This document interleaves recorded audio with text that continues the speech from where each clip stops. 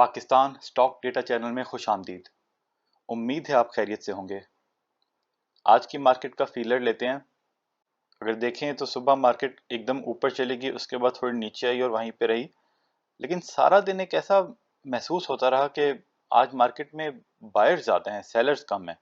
बीच में ये जहाँ से ऊपर से नीचे जहाँ पे गिरी, यहाँ पे कुछ सेलिंग ज़रूर आई, लेकिन उसके बाद एक फीलिंग ऐसी होती रही कि आज मार्केट में सेल कम हो रहे हैं। इसके बाद से खास तौर पे ना 11 बजे के बाद से, और बाइंग ही आहिस्ता आहिस्ता हो रही है। और खसूसन जो है, जब ईफर्ट ने अपना वो बोर्ड मीटिंग अनाउंस की तो वो वहाँ से ऊपर आया, और उसके बाद मार्केट थोड़ी थोड़ी बाकी भी शेयर्स ऊपर आए। और इत्तेफाक से कल ही हमने आपकी तवज्जो दिलाई थी ईफर्ट की तरफ, और आज ही देखें। कभी कभी ऐसा इत्तेफाक हो जाता है, ये कोई हमारा कोई जो है ये नहीं होता कि हमें लाजमी पता है कि आज ही ऐसा होगा। लेकिन फिर भी हमने तवज्जो यही दिलाई थी कि इसकी क्योंकि बोर्ड मीटिंग आने वाली है और ये काफ़ी लो पे ट्रेड कर रहा है, तो यही है कि आप इसको देख सकते हैं। तो ये जब इसकी बोर्ड मीटिंग आई, ये तकरीबन यहाँ पे था 7680 के आसपास था, और उसके बाद से तकरीबन ये जो है ना ₹1.5 ऊपर चला गया, और अब जो है और ऊपर भी जा सकता है रिजल्ट आने तक, क्योंकि इसमें जो है अच्छा, इसका एक हमने पहले वैसे देखा हुआ है पर दोबारा देख लेते हैं कि बेसिकली सेल्स इसकी Q1 और Q2 में एक जैसी थी, लेकिन ईपीएस इसलिए ड्रॉप हुआ था क्योंकि सुपर टैक्स का इम्पैक्ट आया था, और वो उन्होंने पूरे साल का एक ही क्वार्टर में फिर वहाँ पे ले लिया। जो हमारा अंदाज़ा है उस हिसाब से इस क्वार्टर की ईपीएस अगर इसी तरह बिजनेस चल रहा है तो तकरीबन 5-1 रुपये हो सकती है। बल्कि अगले दोनों क्वार्टर की ईपीएस 5-5 रुपये हो सकती है, अनलेस कि वो कोई गैस का बड़ा मसला ना हो जाए, इनकी सब्सिडीज खत्म ना हो जाए कोई। तो ये है, उस हिसाब से तकरीबन 4 से 5 रुपये का डिविडेंड एक्सपेक्टेड है। बहरहाल अब तो थोड़ा ऊपर निकल गया, और ऊपर भी जा सकता है। बाइंग प्राइस थोड़ी वही होती है जहाँ पे वो नीचे आके सपोर्ट ले रहा हो, और वहाँ से मतलब अपना काफ़ी पीछे भी इसने लिया है। 650 तक ही ज़्यादा बाइंग प्राइस थी। जाने को यहाँ से रिजल्ट आने तक 82 तक भी जा सकता है, लेकिन आपकी अपनी मर्जी है। हमने तो जो लेना था वो हम ले चुके हैं, बल्कि हमने तो थोड़ा सा 78 पे बेचा भी, ताकि वो हम उसी स्ट्रेटेजी पे रखते हैं ना कि नीचे बाई किया तो थोड़ा थोड़ा बेचो, फिर नीचे आ जाए फिर खरीद लो अच्छे शेयर्स के लिए, क्योंकि उनमें अच्छे शेयर्स का होता है कि अभी नहीं तो 1 महीने बाद, नहीं तो 2 महीने बाद ऊपर जाते ही हैं। ये जाना चाहिए उनको, कभी कभी 1 साल बाद भी ऊपर जाते हैं, तो हम उस हिसाब से इसको लेके चलते हैं। फिर EPQL का जो है वो, उसको तकरीबन अपर लॉक लग गया, इसकी भी बोर्ड मीटिंग अनाउंस हुई, लेकिन इसमें से हम कोई बहुत ज़्यादा एक्सपेक्ट नहीं कर रहे। ये इसका जो है ना, इसकी क्योंकि गैस भी डिप्लीट हो रही है, ईपीएस भी बस नॉर्मल चल रही है, और पुराने जो पैसे हुकूमत से मिल चुके थे उनमें वो दे चुके हैं। आगे हम जो है एनालिसिस करेंगे जब अब ये बस ALTN का आ जाए ना ज़रा वो अकाउंट्स, तो फिर हम एनालिसिस करेंगे। उसके बाद हम आपको पूरे पावर सेक्टर के ऊपर अपडेट प्रोवाइड करेंगे। और जो एंग्रो है, एंग्रो का पीछे एक न्यूज़ आई थी कि वो अपना कोई एनर्जी सेक्टर को बेचना चाह रहे हैं या कोई उनसे ख़रीदना चाह रहा है, तो उसकी बाद इसमें तेज़ी आई है। तो ये इसमें तेज़ी देखें, हो सकता है आगे कायम रहे। 240 से ऊपर आया है, 13 रुपीज़, लेकिन क्योंकि इसने इस साल वो ऑलरेडी 40 रुपीज़ का डिविडेंड दे दिया, ज़्यादा डिविडेंड एक्सपेक्टेड नहीं है। लेकिन अगर ये सेल हो जाती है और इससे अच्छे पैसे मिलते हैं तो हो सकता है फालतू डिविडेंड भी दे दें, लेकिन वो लाजमी नहीं है। सेल होती है नहीं होती वो तो एक लंबी कहानी भी हो जाती है। बहरहाल इसमें भी थोड़ी तेज़ी आई हुई है। सर्किट ब्रेकर्स को देख लें तो कोई ख़ास उसमें अपर लॉक में डिस्कस करने वाला नहीं है। PHDL को फिर अपर लॉक्स लग रहे हैं, और लोअर लॉक में भी कोई ख़ास डिस्कशन पॉइंट नहीं है। जिन कंपनीज ने बोर्ड मीटिंग अनाउंस की उनका देख लेते हैं। DCR ने की है, NCML, बेला BELA, और EFERT EPQL। अब फिर काफ़ी सारे रिजल्ट्स हैं, उन रिजल्ट्स को देख लेते हैं आप। AEL को ख़ास नहीं है, जब ख़ास ना लग रहा हो तो उस पर ज़्यादा टाइम ज़ाया करने की ज़रूरत ही नहीं होनी चाहिए। ये है जी मुबारक टेक्सटाइल, फारिग। तो हाफिज़ लिमिटेड बहुत ऊपर है, ₹2 का डिविडेंड दिया, 19 रुपये की EPS है, और अपर कैप लगा क्योंकि इसका फ्री फ्लोट 3.32% है, एज एक्सपेक्टेड। कोई फ़ायदा नहीं है ऐसी कंपनियों को देखने का। फिरोज सन्स हम पहले ही बता चुके हैं, हमें कोई उम्मीदें नहीं है फार्मास्यूटिकल सेक्टर से। गंधारा ऑटोमोबाइल्स 1.12 फारिग। लोड्स फारिग से भी बढ़ के फारिग। ये वन ऑफ दोस्त शेयर्स है जो टेक्निकल एनालिस्ट जिसके पीछे पड़े होते थे 1-1.5 साल पहले, हर एक को इसी इन्हीं शेयर्स में घुसाई होता था। सैली टेक्सटाइल फारिग। एकेडी हॉस्पिटैलिटी -1.98, ये भी खास नहीं, खास नहीं क्या फारिग ही है। इदरीस फारिग पिछले साल 21 की ईपीएस थी। टेक्सटाइल सेक्टर के बुरे हालात, बुरे दिन हैं। 6.57 अलाबिद सिल का बेहतर हुआ, लेकिन वो तो लॉसेस में है, तो अदर इनकम को आई है फारिग। इसुजू ये क्या है, जीए चेन्नई होगा ये। जीए चेन्नई 4.21, बहुत कम हो गया एपीएस, बहुत ऊपर ट्रेड कर रहा है। कोयटा टेक्सटाइल्स ओए होए -75, आंखें बंद। यूनिटी फूड्स देखिए कितनी ईपीएस ड्रॉप हो गई है, फारिग कंपनी। जीएचएनआई नहीं सॉरी, जीएचजीएल है, बहुत डिसअपॉइंट किया इन्होंने, बहुत ही फारिग डिविडेंड दिया, सिर्फ 1 रुपए का। ईपीएस अच्छा है 8 रुपए का, उसमें 1 रुपया बहुत कम दिया है, बहुत डिसअपॉइंट। बल्कि इसमें हाँ ये देख लेते हैं, 8 रुपए का ईपीएस आ रहा है ना। जीएचजीएल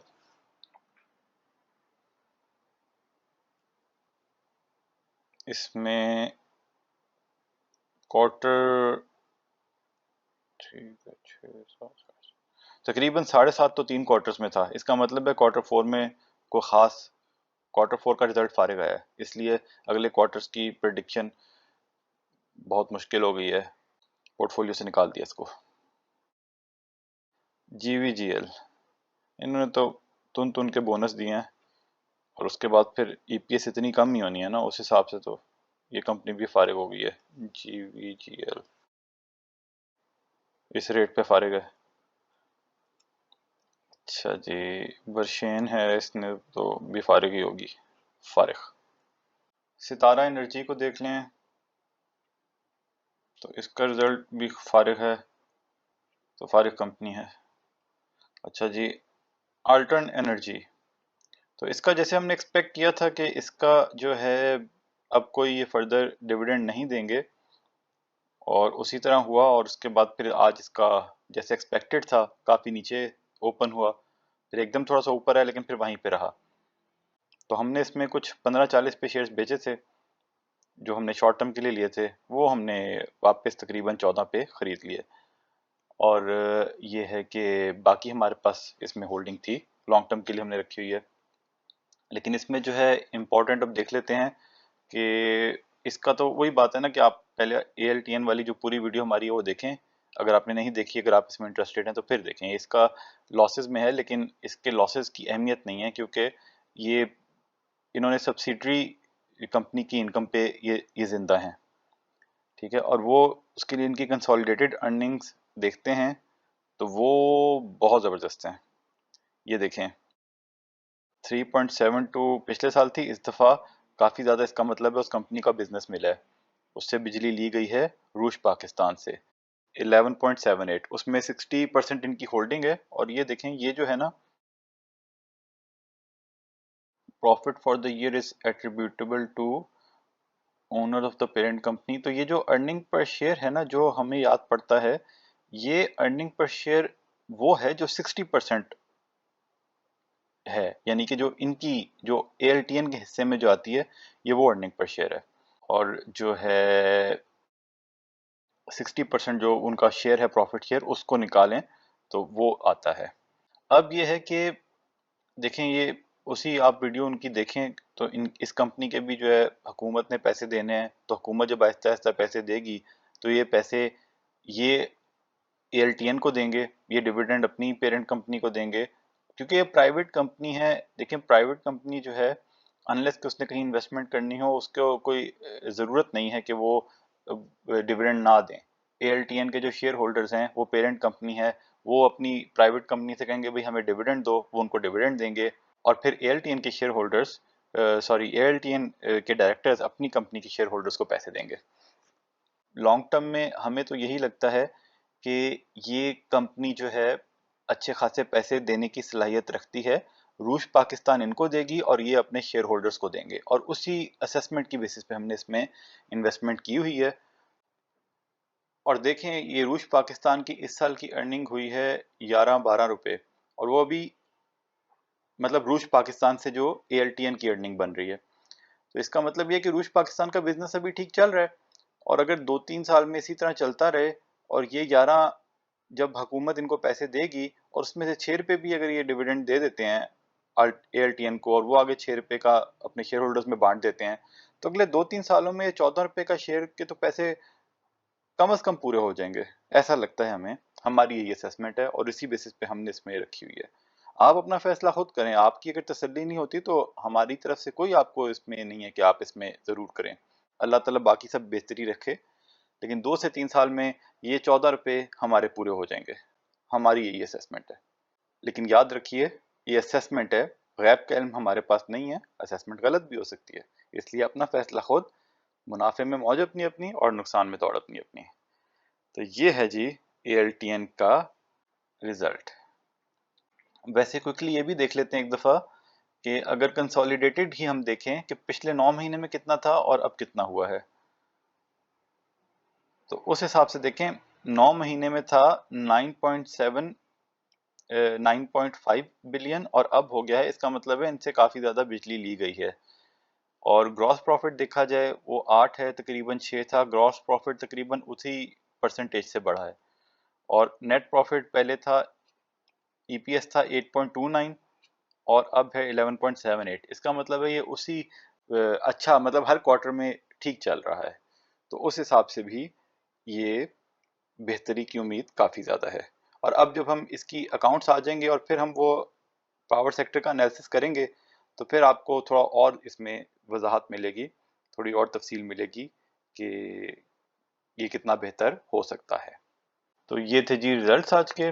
अच्छा, कल एक भाई ने तवज्जो दिलाई टॉम CL के ऊपर, इस पे जो है आज एक तो खबर आई कि जी वो कोई पता नहीं अप्रूवल मिल गई है। वो पहले से दी हुई खबर बिला वजह, किसी अच्छी खबर को कभी अच्छी खबर आती है उसके बाद गिरा देते हैं, वही अच्छी खबर दोबारा से आ जाती है या मिलती जुलती खबर तो ऊपर ले जाते हैं। तो आज इसको ऊपर ले गए, लेकिन उसके बाद फिर 21 पे आके थोड़ा सा बेचा। लेकिन इसमें खबर जो भाई ने तवज्जो दिलाई थी वो ये थी कि इन्होंने अभी देखें पे आउट जो है जून में दिया था 10% बोनस, लेकिन बुक क्लोजर यहाँ लिखा नहीं था, तो हमने भी उस टाइम पे हम इसको फॉलो भी नहीं कर रहे थे, और हमने कोई खास यहाँ पे जो है वो देखा नहीं।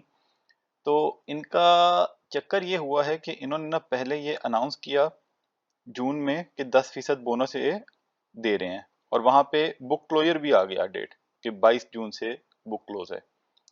फिर वो सोए हुए थे, तो उनके कंपनी सेक्रेटरी जागे और उन्होंने फिर ये कहा कि नहीं जी, बुक क्लोजर हम नहीं दे सकते, क्योंकि हमारी कंपनी जो है उसके अभी ऑथराइज कैपिटल अभी उसको बढ़ाना पड़ेगा। तो उन्होंने ख़त्म कर दिया, और इतने महीने गुजर जाने के बाद, हालांकि फ़ौरन मीटिंग कॉल होनी चाहिए थी, ऑथराइज कैपिटल बढ़ा के और इसको अप्लाई करना चाहिए था। जून में अनाउंस किया है और अभी तक किसी को मिला ही नहीं है, वो अजीब सी बात है। तो लेकिन जो आजकल के शेयर होल्डर्स हैं उनके लिए एक अच्छी बात ये, वो सोच सकते हैं कि भाई अभी भी ये मिला नहीं है और मिलेगा। अब उन्होंने अपना जो नोटिस ये अकाउंट्स का जो भेजे हैं, वहां पे उन्होंने ये लिखा है कि ये जो बोनस शेयर थे ऑलरेडी अनाउंस ऑन June 20, और नीचे ये यहाँ पे लिखा है कि जो शेयर ट्रांसफर बुक है वो क्लोज होगी, वो इसकी जो है बुक क्लोजर है October 20 से। और आगे लिखा है, ये लिखा है, और October 27, ये जो बुक क्लोजर जो डेट इन्होंने दी है, यही ट्रीट होगा for the purpose of above entitlement. ये थोड़ा क्लियर नहीं है कि असल में जो बुक क्लोजर होता है वो October 20 होता है, और उसके बाद जो एक्स डेट होती है वो उससे 2 वर्किंग डेज पहले होती है। अब ये नहीं समझ आ रही, यहाँ से क्लियर नहीं हो रहा कि जो इसकी जो बुक क्लोजर डेट होगी, वो इंटाइटलमेंट डेट होगी, वो क्या 17 अक्टूबर होगी या वो 24 अक्टूबर होगी, क्योंकि आगे इन्होंने 27 का जिक्र किया है। The close of business on Friday, बल्कि 24 भी नहीं, 27 अक्टूबर को जिसके पास शेयर्स होंगे, ऐसा लग रहा है कि उसके पास जो है ना वो उसको ये मिलेगा। और ये सही बात हो सकती है, 27 को इनकी शायद मीटिंग हो, एजीएम जो है, वहां पे अप्रूवल लेंगे। असल में हुआ ये है कि इन्होंने जो है, क्योंकि आपको पता है बोनस पे टैक्स लग रहा था, तो इन्होंने फौरन जून में जो है ना अनाउंसमेंट कर दी, ताकि उस, क्योंकि वो अनाउंस कर चुके हैं, इसलिए चाहे पेमेंट वो क्रेडिट बाद में हो अकाउंट में, उसके ऊपर टैक्स नहीं लगेगा। तो ये इन्होंने अपनी तरफ से होशियारी का काम किया और जून में उन्होंने अनाउंस कर दिए। और अब ये देखें आपकी इनकी ये अगर हम अकाउंट्स देखें तो इनका ऑथराइज कैपिटल है 1.35 बिलियन और इशूड कैपिटल है 1.349, यानी कि इनके पास गुंजाइश नहीं है। जब इशू करेंगे तो वो इसमें 10% बढ़ जाएगा, लेकिन वो इशूड कैपिटल जो है वो ऑथराइज कैपिटल से ऊपर नहीं हो सकता। तो ऑथराइज कैपिटल पहले बढ़ाएंगे, फिर इशूड कैपिटल बढ़ाएंगे, फिर वो बोनस शेयर्स मिलेंगे। तो यही कुछ इस किस्म का चक्कर है, इन्होंने टैक्स बचाने के लिए जून में ही अनाउंस कर दिया, लेकिन अब एजीएम में पहले ये अप्रूवल लेंगे उसकी ऑथराइज कैपिटल बढ़ाने की, और फिर लोगों के को जो ये 10% बोनस मिलेगा। तो उस हिसाब से आप अपना इसको रीअसेस कर सकते हैं कि जो आज की प्राइस है इसके ऊपर जो है, क्योंकि वैसे तो इन्होंने ईयर एंड पे कोई और पे आउट नहीं दिया, लेकिन ये पे आउट अभी तक मिला नहीं है। तो इस प्राइस के ऊपर, यानी कि आप इसको अगर एक्स करें बोनस के इफेक्ट के बाद, तो ये इस टाइम पे तकरीबन 19 रुपए का ट्रेड कर रहा है। तो आपने उस हिसाब से इसमें फैसला करना है कि 19 रुपए के हिसाब से आपको ये शेयर अच्छा लग रहा है या नहीं अच्छा लग रहा। वैसे इसकी Q4 की तो अर्निंग काफ़ी अच्छी, काफ़ी ख़राब आई है, लेकिन आगे Q1 और Q2 में अर्निंग बेहतर हो सकती है। बहरहाल हमने इसको जो है, इसमें होल्डिंग काफ़ी कम कर दी है, लेकिन आप अपना फैसला करें। यहाँ से जो टेक्निकल लोगों की लैंग्वेज में अगर बात करें, तो ये यहाँ से वो, क्योंकि ये 25-26 पे जाके नीचे आया है, तो फिर 25-26 पे जा सकता है। तो वो आपकी अपनी मर्जी, अपना फैसला है, लेकिन ये को भाई ने तवज्जो दिलाई थी इस तरफ, तो हमने उसको थोड़ा रिसर्च किया, फिर हमने सोचा यहाँ पे अपडेट कर देते हैं। और यही बात है कि हम देखें, कोई जिसे कहते हैं ना, अकले कुल तो कोई नहीं होता ना, और हर चीज, हर शेयर की हर खबर पे नजर नहीं हो सकती। इसीलिए हम बार बार आपसे कहते हैं कि हमें जो नजर आ रहा होता है, जो हमारी असेसमेंट होती है, जो हम देखते हैं, उसके मुताबिक हम अपना पॉइंट ऑफ व्यू बताते हैं, अपना तज्जिया पेश करते हैं। लेकिन अगर आपने किसी भी शेयर में उसकी बेसिस पे अगर आपने कोई फैसला लेना है, इन्वेस्टमेंट करनी है, तो आप उसको वैलिडेट करें, अपनी रिसर्च करें, फिर फैसला करें। यही सबको करना चाहिए। तो ये था जी आज का पूरा सेशन।